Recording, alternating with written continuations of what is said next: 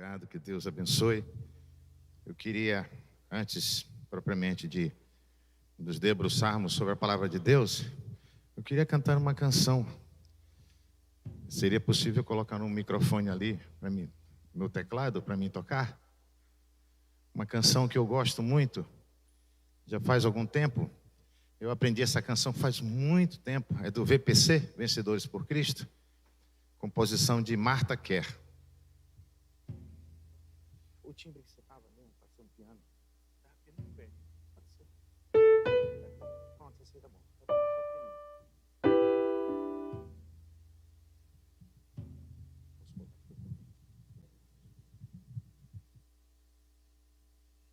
Ok.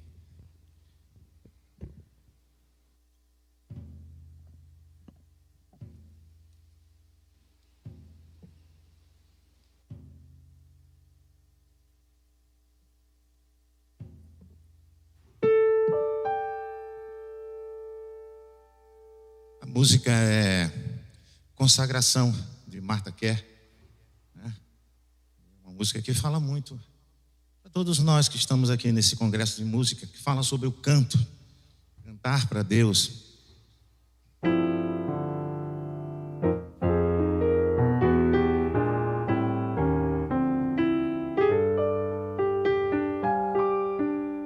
Diz assim, quem souber pode cantar comigo. Seja o meu canto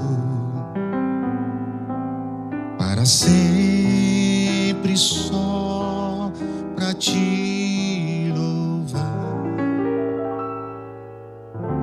Seja tão somente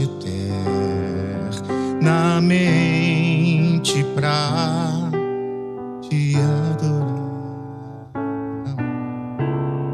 Seja o recado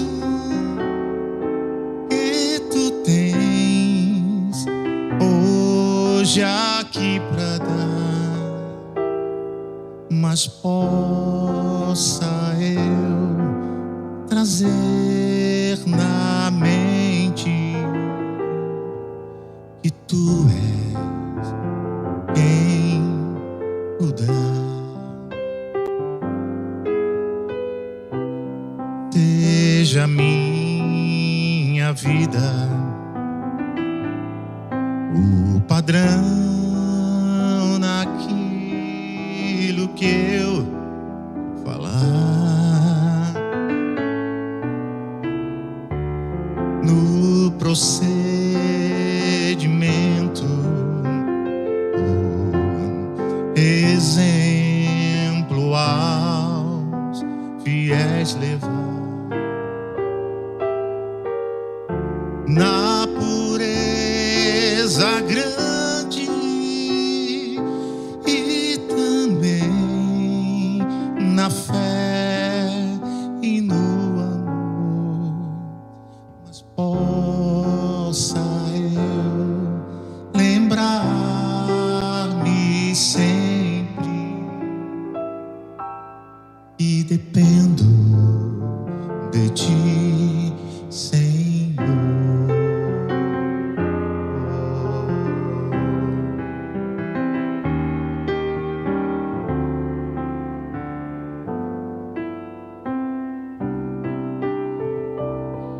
Que essa possa ser a nossa oração. Amém? Amém. Seja a tua oração, seja a minha oração.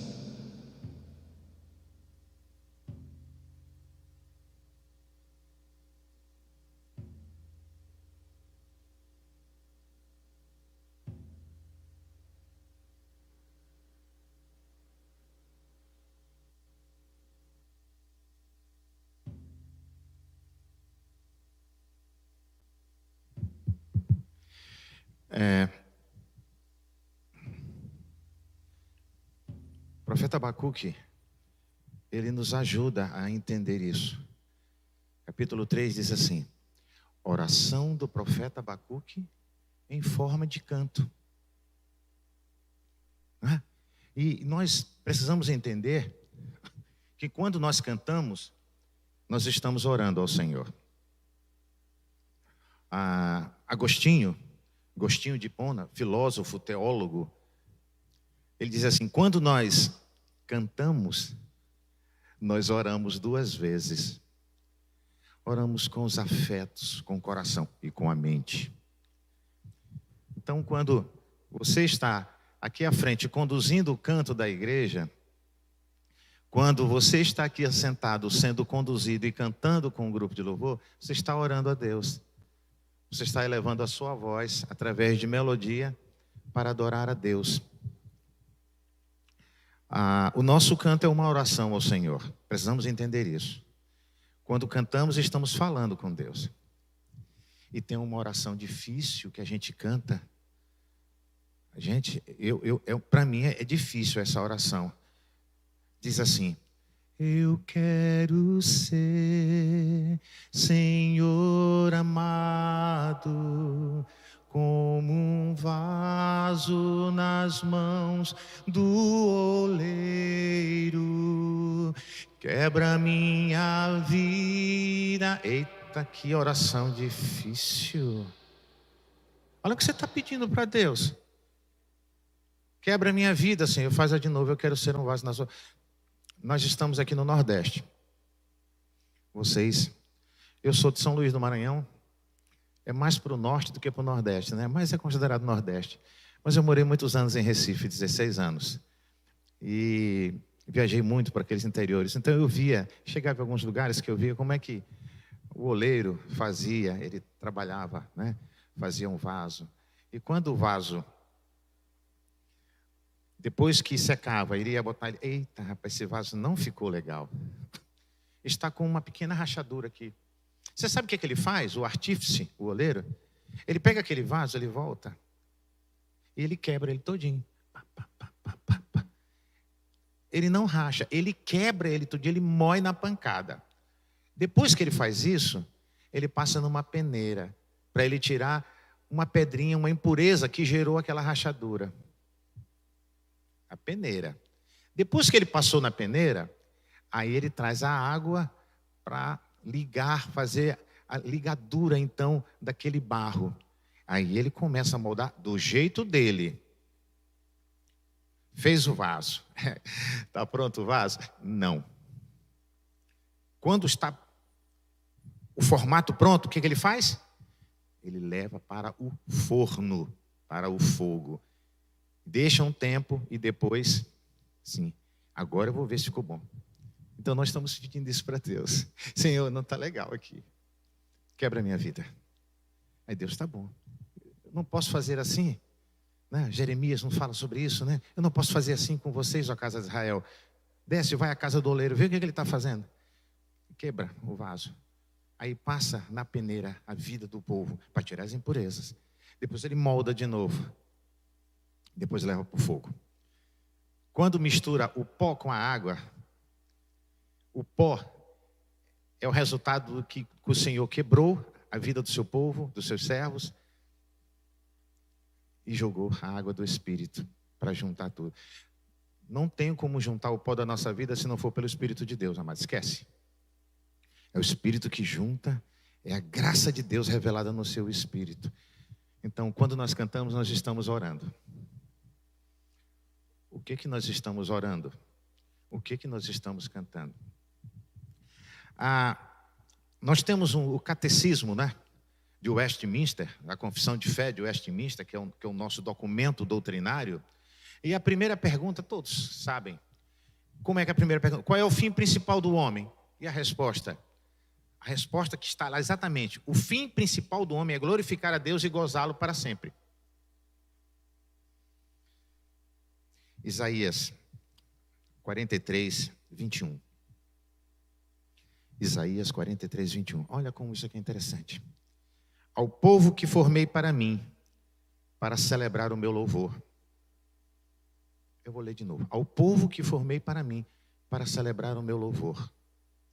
Olha como tem uma lógica. Tem uma lógica teológica e uma lógica filosófica aí. Ao povo que formei para mim. Para que o Senhor formou esse povo? Para celebrar o seu louvor. Então o fim principal do homem é louvar a Deus.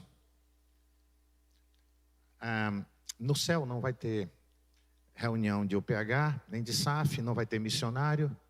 No céu não vai ter presidente de mocidade. Diácono, pode esquecer. Presbítero, aqui. Pastor, só vai ter um, que é lá em cima. O que vai ter? Muita adoração. Todos vamos cantar durante a eternidade. Eita, Eli, a gente vai ter muito trabalho, viu? Porque vai ter harpa, vai ter música. Se preparem, gente, que vai ser. Você sabe? Isso aqui é uma imitação do piano, né? Todo mundo conhece o piano. Você lembra como é um piano de cauda? Ele faz assim, ó. Aí abre aquela tampa bonita, né? Não é bonito o piano de cauda? Sabe o que é um piano de cauda? De onde surgiu o piano de cauda?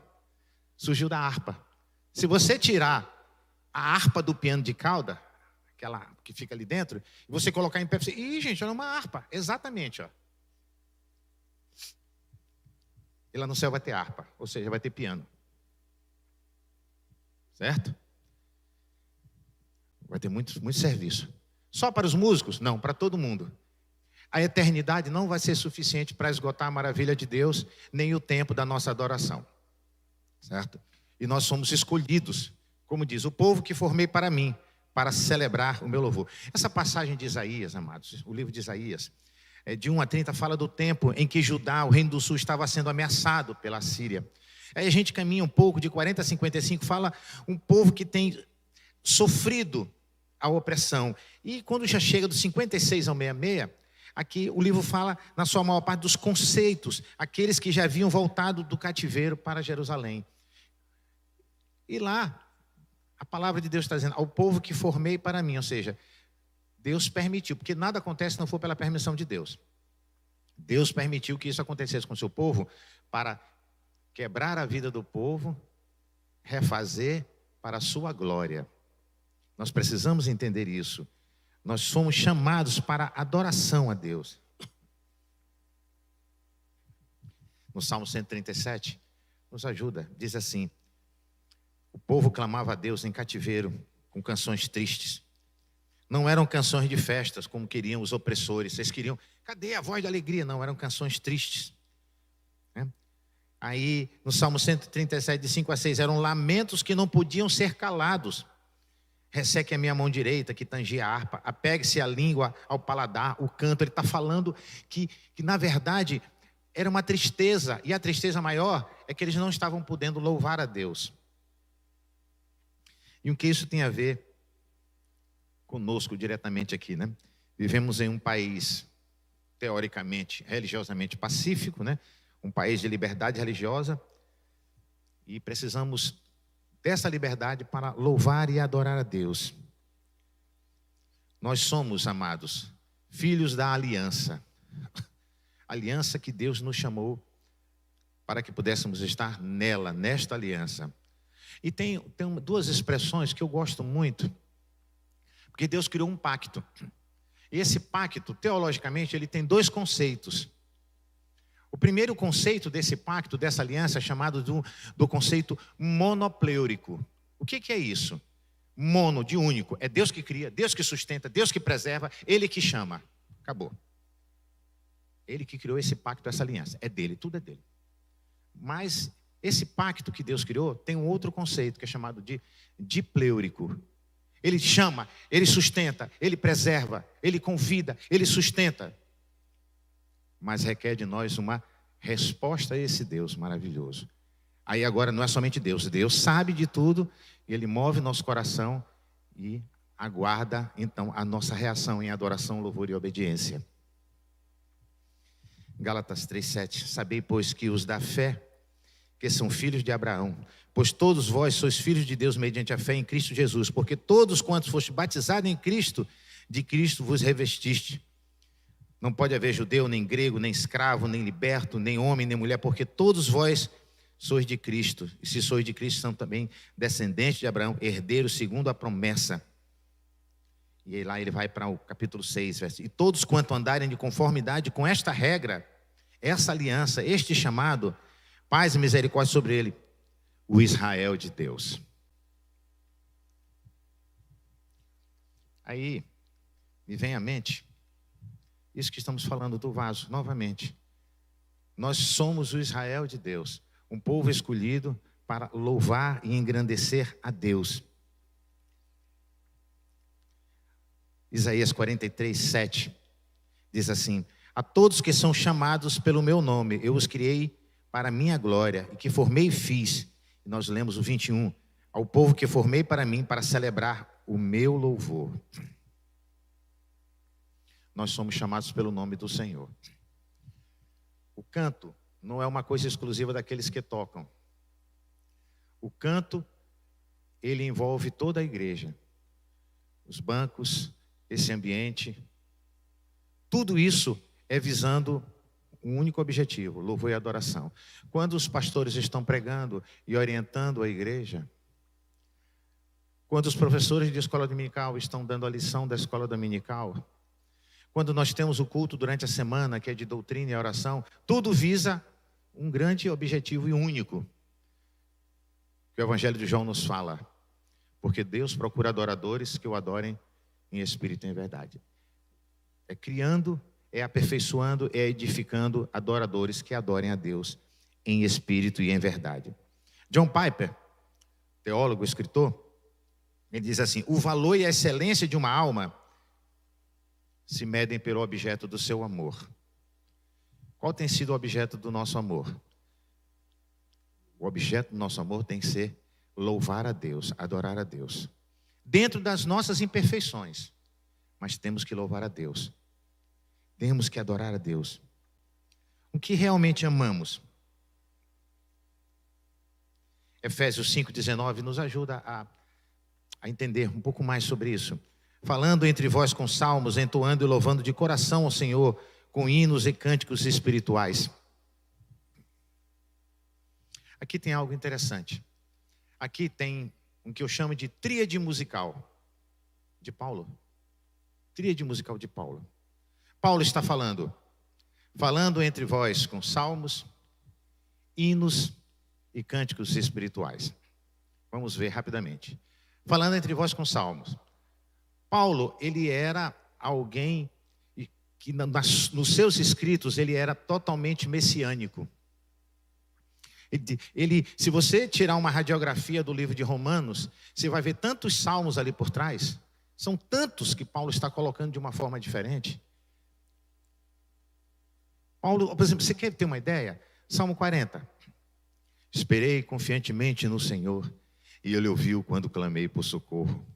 Tirou-me do lamaçal de pecado, colocou meus pés sobre a rocha e me firmou os passos. E colocou um hino de louvor nos meus lábios ao seu nome. Muitos verão essas coisas, confiarão e temerão no Senhor. Que bonito. Esse é um salmo messiânico. Quem é essa pedra? É Jesus. Nós só estamos firmados porque estamos firmados em Jesus. Ninguém é firmado em si mesmo, não. Pode esquecer. Ele perdoou os nossos pecados e nos firmou os passos, colocou os pés sobre a rocha que é Jesus. Somente isso? Não. É Deus que coloca um hino de louvor nos teus lábios. Você não canta simplesmente porque você quer. Pode esquecer isso. Você não canta simplesmente porque, existe um Deus, eu quero cantar para esse Deus. Você pode até balbuciar melodias, mas não chega com uma adoração a Ele. Porque é o Espírito de Deus que nos convence do pecado, da justiça e do juízo. É a graça irresistível. É como diz lá em Efésios, porque Ele efetua em nós tanto querer como realizar. Paulo está falando isso. Espera aí.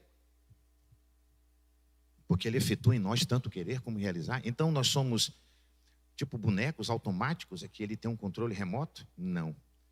Quando Paulo diz, porque Ele efetua em vós tanto querer como realizar, Ele está dizendo, porque Ele dá para cada um de nós a energia para querer adorar o seu nome, para buscar a sua presença, através da graça irresistível que vem no nosso coração. É a graça irresistível.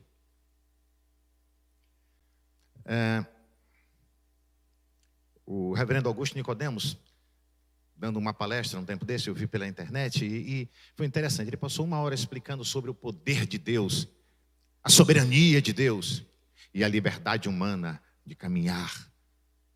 Deus tem o seu poder, sua soberania, mas nós temos a nossa caminhada, a nossa responsabilidade, a nossa liberdade. Ele passou 1 hora teologicamente falando. No final lá, teólogos, pastores, Aí ele encerrou tudo e disseram: agora vocês entenderam como é que funciona a soberania de Deus e a liberdade humana? Aí, entendemos. Aí ele disse: então vocês me expliquem, que até hoje eu não entendi. Eu não sei explicar até onde vai a nossa liberdade. Porque Deus cuida da gente. Ele não deixa a gente fazer exatamente o que a gente quer. Ele vai moldando o nosso coração. E o nosso coração deve estar nas mãos do Senhor para adorar o seu nome. David Peterson, no livro Teologia da Adoração, ele diz: a adoração aceitável nas alianças, nas duas alianças, é a nossa resposta à iniciativa de Deus na salvação e a revelação, e é prestada de maneira específica e exigida por Ele. Ao povo que formei para mim, para celebrar o meu louvor.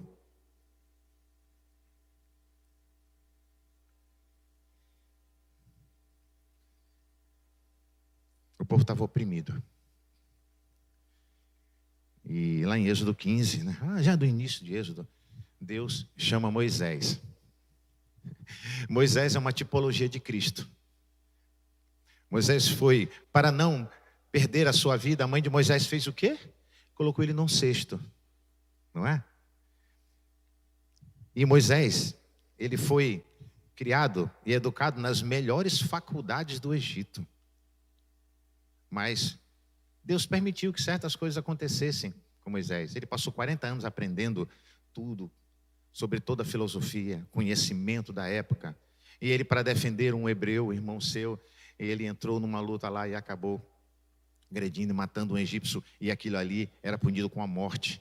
E ele ficou com medo. E Deus deixou. E Moisés fugiu para o Egito. Fugiu para o deserto. Moisés ficou 40 anos no deserto. 40 anos no Egito aprendendo a ser alguém. 40 anos no deserto aprendendo a ser ninguém. E Deus então chama. E Moisés, então, mas Senhor, ele era ruim de fala. Alguns dizem que ele era gago, tinha dificuldade. Não tem problema, teu irmão Arão vai te ajudar. Não se preocupe, Moisés. Eu não chamo os capacitados, eu capacito os chamados. É assim que Deus faz. Mas Senhor, Moisés, o que é que tu tem nas mãos? Eu tenho uma vara. Pronto, é com essa vara que tu vai libertar o povo. Mas, meu servo, o que é que tu tem nas mãos? Eu tenho um par de baquetas. Não tem problema. Eu vou usar esse par de baquetas também na celebração do meu nome para que pessoas sejam alcançadas pelo louvor. Não tem problema. Dentro das nossas limitações, Deus faz a sua obra. Aí Moisés chama o povo. Gente, como é belíssima essa história. Moisés vai e é usado por Deus. E aí, Moisés, tu vai dizer para Faraó: deixa sair o meu povo a caminho de 3 dias no deserto para que me celebre uma festa. Ou seja, para que me adore. Deixa sair o meu povo para que sacrifique a mim no deserto. Deserto, gente, é lugar complicado. Deserto é lugar de sequidão, de problemas, de solidão. Deixa o meu povo a caminho de 3 dias. Deus não podia dizer: deixa o povo, já está cada um na sua casa, eles vão celebrar, vão fazer um culto. Fala para o faraó: faraó, aquela praça que tem ali no meio, Deus está pedindo para tu liberar, que a gente vai construir uma igreja para adorar a Deus. Deus disse: não é assim. Vocês vão sair do Egito 3 dias no deserto para celebrar o meu nome. Sabe o que é o Egito? Sabe o que é o deserto? O Egito é um mundo. Deus te chamou para você sair do mundo. Mas para você celebrar o nome do Senhor, você tem que caminhar 3 dias no deserto. Sabe o que é 3 dias? Foi o tempo que Jesus ficou na cova. Sabe o que é 3 dias? O tempo que Paulo ficou surdo, mudo, cego, sem comer nada. Sabe o que é 3 dias? O tempo que Jonas ficou na barriga da baleia. É um tempo de desafio, de morrer para o mundo. Jesus morreu para o mundo. Mas Jesus é o próprio Deus. E a sua morte nos trouxe a vida. E ele ressuscitou. Então, aí depois disso foi tão interessante que Moisés está aqui. E aí o povo está chegando. Eita, Moisés, o mar está fechado. Lá vem carruagem dos egípcios com espadas na mão. E agora? Espera aí, Moisés, será que não tinha túmulo suficiente lá no Egito para a gente? A gente vai ter que morrer aqui no deserto? Clama a teu Deus, Moisés. Aí Moisés foi fazer assim: Senhor, quando Moisés não terminou nem a palavra, Deus cortou ele bem aí. Senhor, Calma, Moisés. Por que tu clamas a mim? Diga ao povo que marche. Tem que marchar. E Moisés levanta a vara e o povo marcha e o mar se abre. Tem uma pequenina lição aí. Muitas das vezes nós temos que continuar clamando, mas nós temos que marchar. Nós temos que continuar clamando, nós temos que cantar, temos que ensaiar, nós temos que nos reunir, nós temos que nos encontrar, estudar a palavra. Nós temos que exercer aquilo para o qual nós somos chamados. Sabe o que é mais bacana nessa história toda? Que depois de Moisés atravessar o Mar Vermelho, ele chegou lá do outro lado. Sentou-se assim à beira de uma rocha, todo respingado de água do Mar Vermelho. Aí quando ele olha, lá vem o exército do faraó. Aí o mar fechou, destruiu os inimigos. Que coisa linda, né? Mas o mais bonito aconteceu logo depois.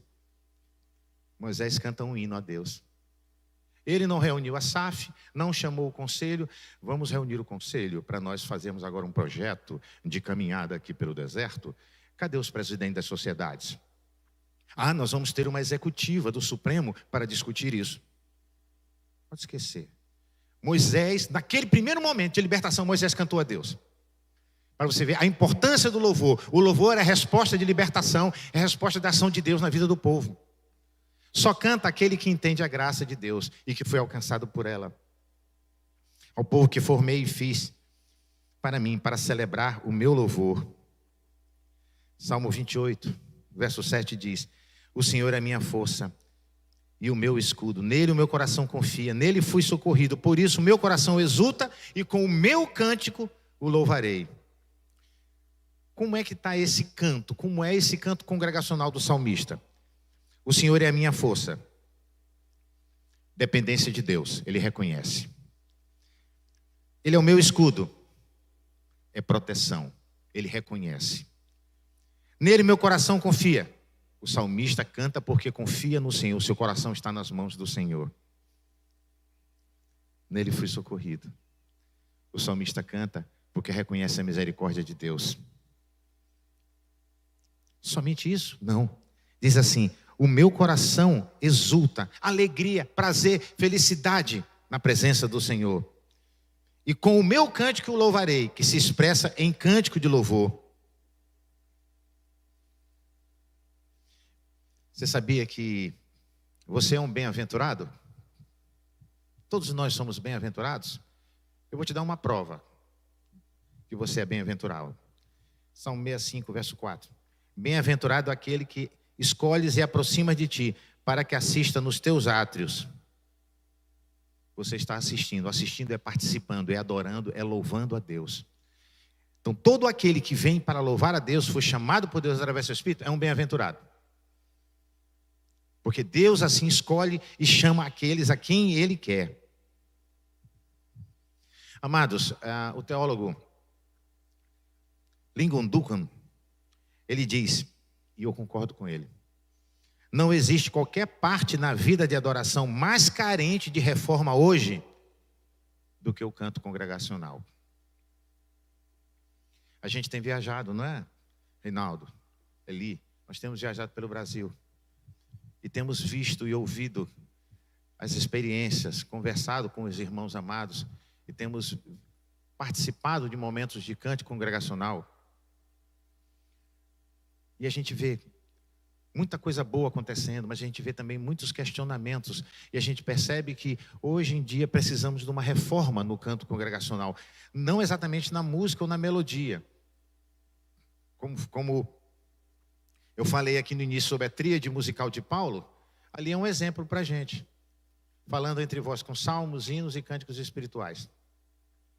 Salmos, que era o canto do povo de Deus, pela peregrinação, salmos de romagem, salmos penitenciais.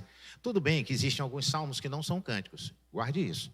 São orações precatórias, não são cânticos.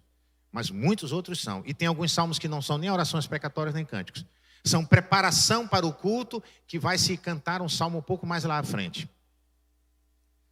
Então, Paulo fala: cantem salmos. Cantem sobre a messianidade de Deus na pessoa de Jesus. Cantem. Mas falando entre vós com salmos, hinos. Os hinos. O que é um hino? Você, ultimamente nós temos visto aí a Copa do Mundo, né? Aí os times ficam ali e cada um tem o seu momento, canta um pedaço do hino, né? Você vê que os hinos, por mais diferentes que sejam, eles têm mais ou menos um formato musical. Você sabe identificar o que é um hino? 7 de setembro, isso é bem evidente, né? Quando 7 de setembro a gente vê, né, os militares andando, né, aqui marchando, os hinos.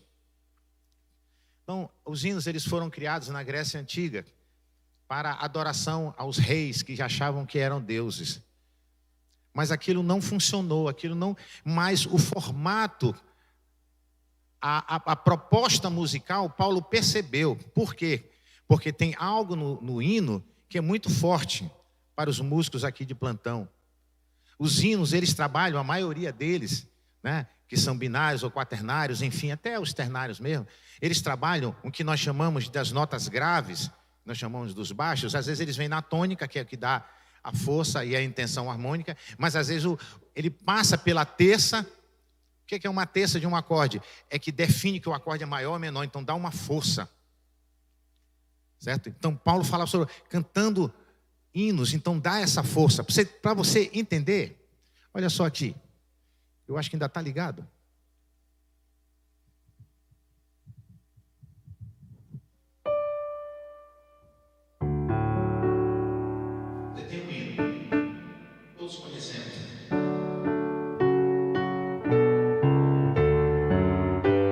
Eu que fiz com a mão esquerda.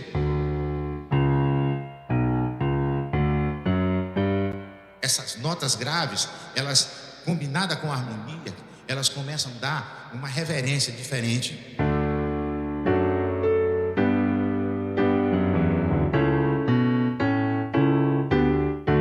Certo? Então, os hinos, eles têm essa estrutura musical. Mas ele diz, também, cânticos espirituais.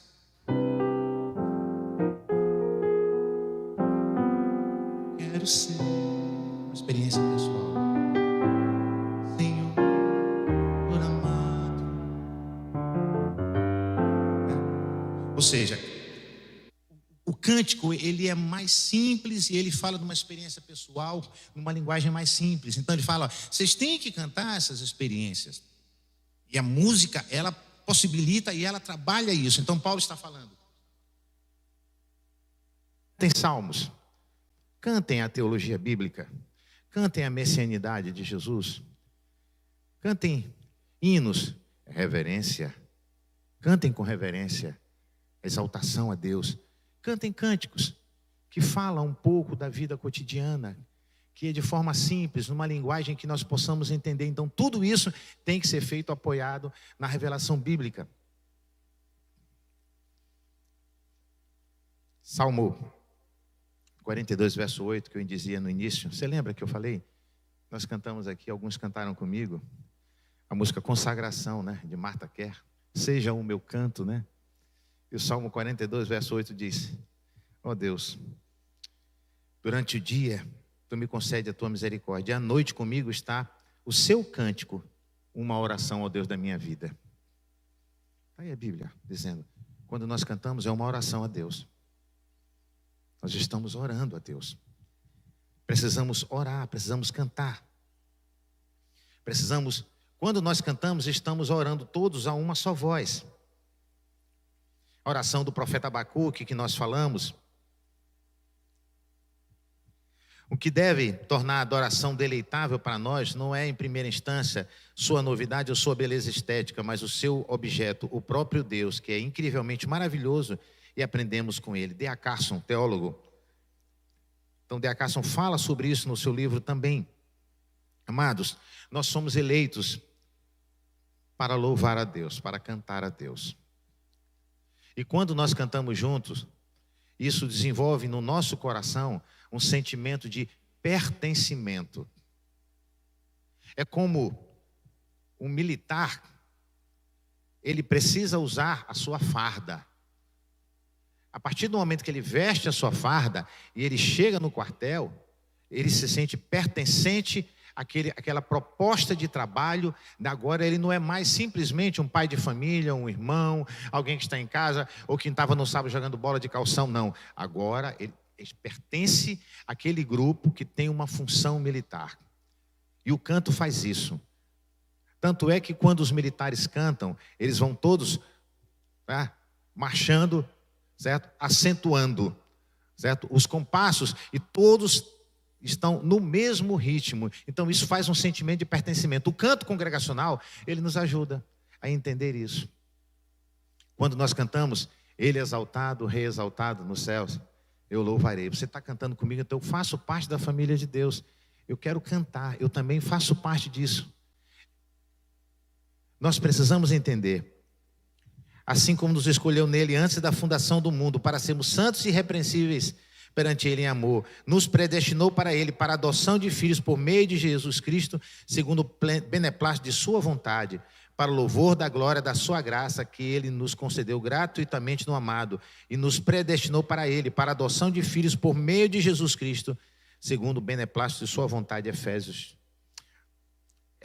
1, a partir do verso 4. Ou seja, amados, nós precisamos entender que fomos chamados por Deus desde a eternidade para louvar a Deus, para que os nossos lábios estivessem a serviço da adoração a Deus. Precisamos entender que o canto congregacional é o grande objetivo de tudo aquilo que a revelação bíblica apresentou. Desde lá do Éden, quando Adão desobedeceu a Deus. Adão, mas não foi Eva, mas Adão foi aquele que recebeu a orientação do Senhor. E quando ele aceitou do fruto, então ele desobedeceu a Deus, ele não cuidou do seu lar, da sua casa. E ali, quando eles dois viram que estavam nus, a nudez simbolizando o pecado, o que eles fizeram? Você lembra? Eles correram, fizeram vestimenta de folhas para si. Olha como a gente é imperfeito. Uma folha com 2 dias seca já acabou, aí você tem que fazer outra. Eu quero dizer para você, eu não tenho um blazer ou uma jaqueta de couro. É muito caro. Mas Adão e Eva tiveram. Fez uma vestimenta de pele para os dois. Olha que chique, gente.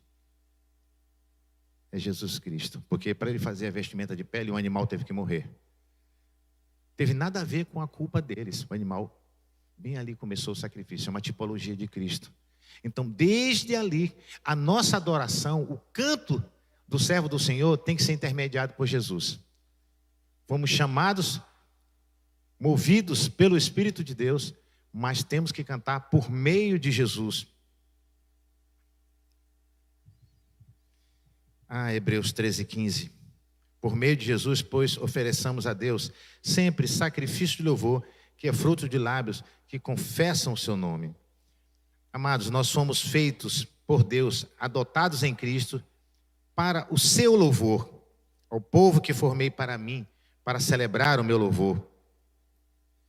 Porque há somente um espírito, um corpo, como também todos nós somos chamados numa só esperança da nossa vocação. Efésios 4:4. Os nossos lábios devem estar sempre dispostos a louvar a Deus. Sempre, amados. O canto congregacional é muito mais sério do que nós imaginamos. Quando nós estamos aqui cantando ou tocando, nós temos na plateia da igreja apenas um espectador, que é Jesus. Nós estamos cantando para Ele. Quando a igreja canta, ela está cantando para Jesus. Por meio de Jesus, e essa adoração chega ao trono da graça do Senhor. Nós temos aqui uma simbologia muito importante aqui nessa igreja. Nós temos aqui, na celebração do culto a Deus, aquilo que eu gosto de chamar de etos litúrgico, que quando a gente entra ali, a gente já percebe nessa igreja.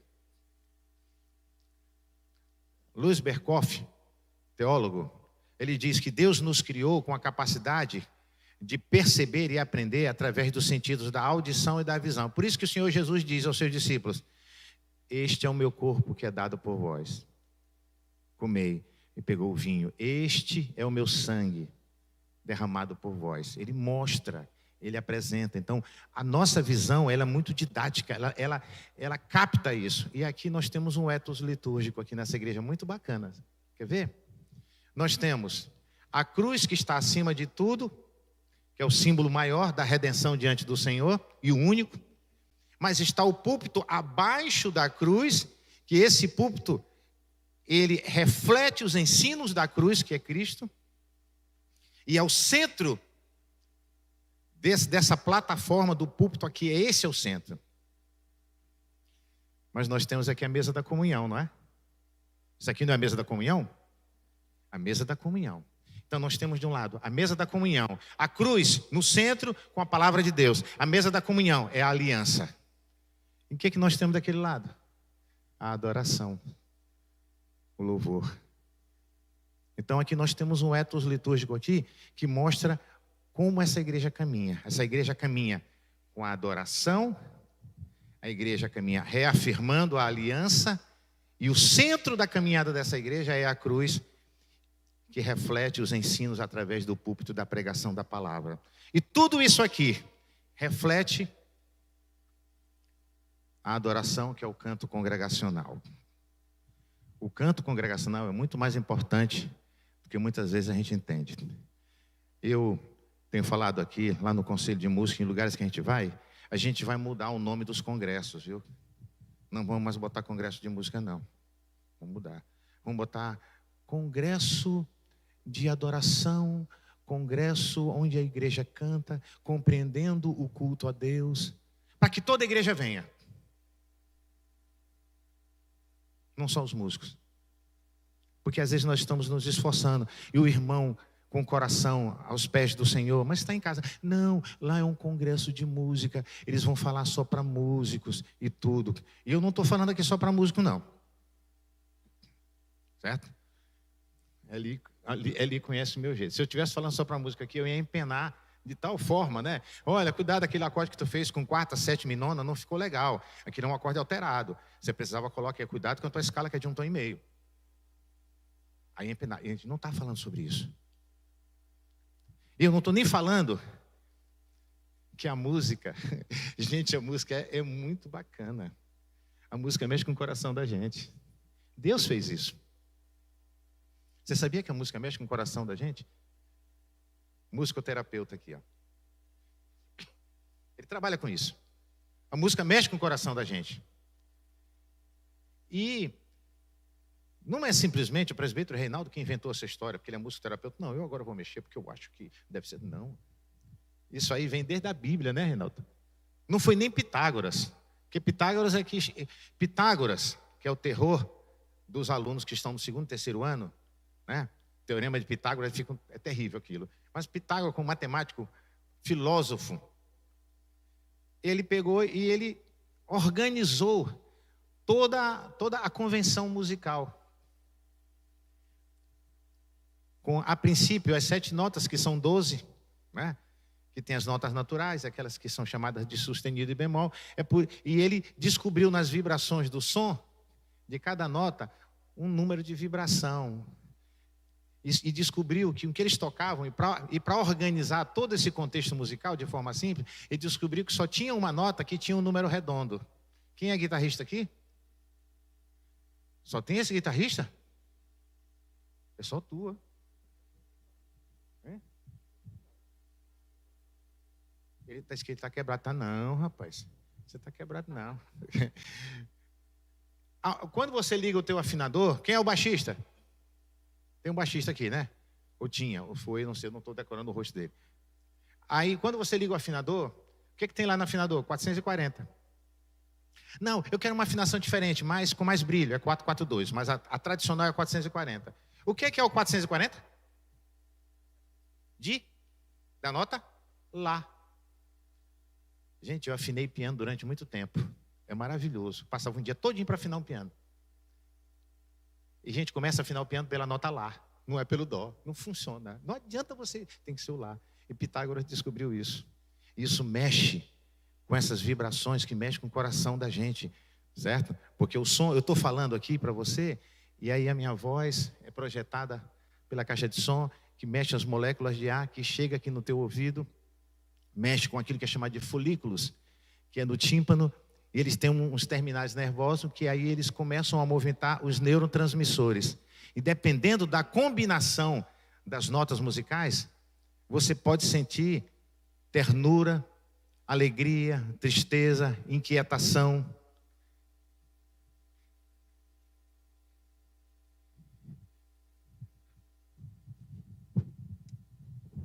Aquela música que a gente conhece, eu gosto de usar essa música como exemplo, que todos conhecem.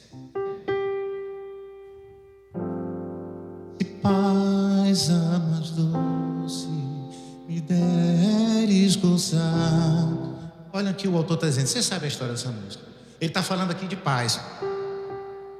Se paz a mais doce. Musicalmente, ele está usando aqui o que matematicamente na música, os músicos entender. Ele está usando uma sétima maior num acorde de quarto grau, que dá essa sensação de leveza, ó. Se paz a mais doce quiseres gozar. Agora ele vai falar de coisa forte. De dor a mais forte. Olha aqui a terça no baixo. Sofrer. Ou seja, a música transmite isso. Tá entendendo? Você tem essa. Se você pega um acorde maior, ele te dá uma sensação. Se você transforma esse acorde, não quer chamar de acorde menor, ele te dá uma sensação de tristeza. Certo? É como se fosse.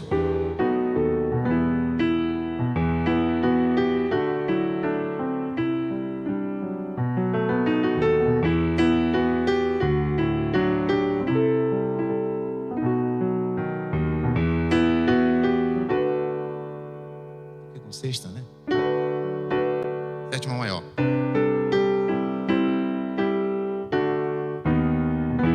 Ou seja, essas combinações matemáticas não são à toa, mexe com o nosso sentido. Então nós temos que ter esse cuidado. Então, já caminhando aqui, só para você entender como é importante o canto congregacional, não somente o texto que nós cantamos, mas como a música é tocada, o tipo de arranjo.